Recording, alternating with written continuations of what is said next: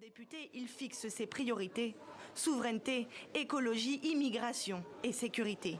Et notre capacité à inventer un rêve possible, à le rendre tangible, à le faire réalité, à le rendre utile à nos concitoyens est la clé de notre succès. Une confiance de courte durée, car très vite, la campagne présidentielle française s'invite dans le débat. Face à Emmanuel Macron, les critiques des eurodéputés français ne tardent pas. Yannick Jadot d'abord. Seul candidat à la présidentielle à siéger à Strasbourg, il a fermement dénoncé l'inaction climatique du président français. Vous resterez dans l'histoire, Monsieur le Président de la République, le président de l'inaction climatique.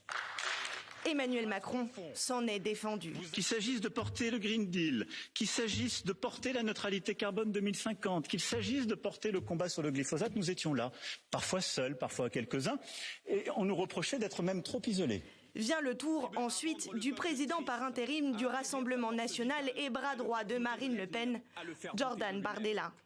Alors que la France a besoin de rayonner de nouveau pour exprimer sa puissance, vous avez éteint sa lumière, pour la France mais aussi pour l'Europe.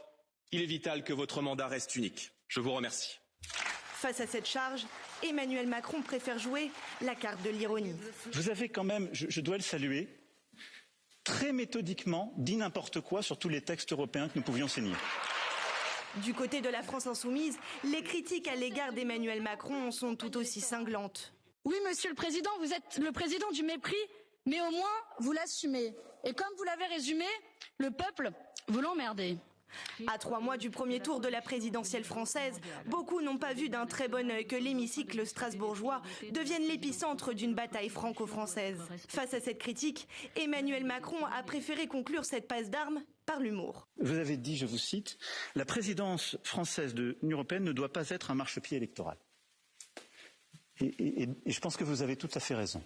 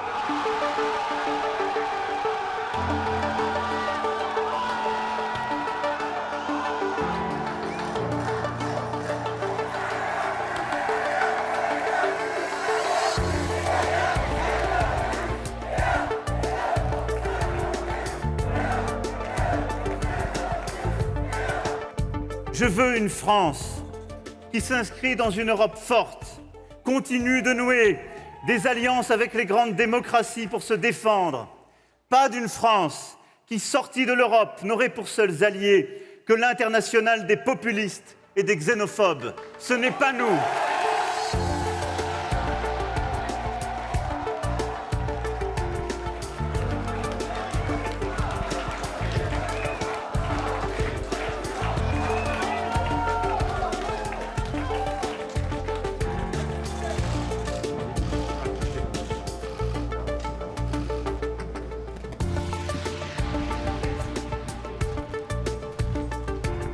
Ce que je souhaite, c'est inclure dans le référendum une modification constitutionnelle qui dirait la chose suivante, qui me paraît être d'ailleurs le seul moyen de faire respecter la souveraineté d'un pays, qui est de dire tout texte européen qui va à l'encontre de la Constitution française restera inapplicable en droit français.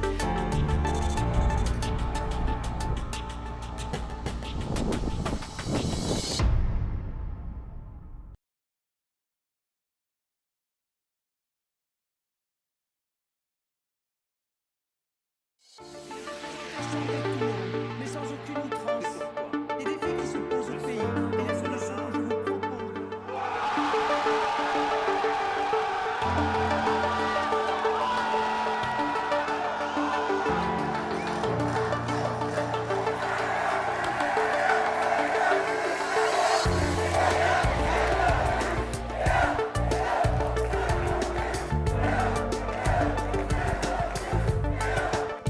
Je veux une France qui s'inscrit dans une Europe forte, continue de nouer des alliances avec les grandes démocraties pour se défendre.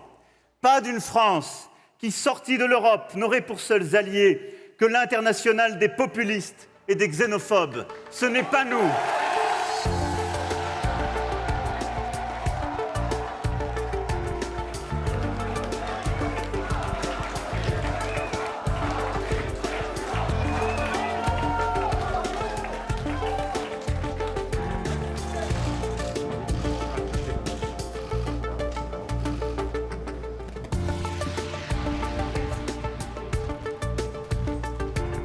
Ce que je souhaite, c'est inclure dans le référendum une modification constitutionnelle qui dirait la chose suivante, qui me paraît être d'ailleurs le seul moyen de faire respecter la souveraineté d'un pays, qui est de dire tout texte européen qui va à l'encontre de la Constitution française restera inapplicable en droit français.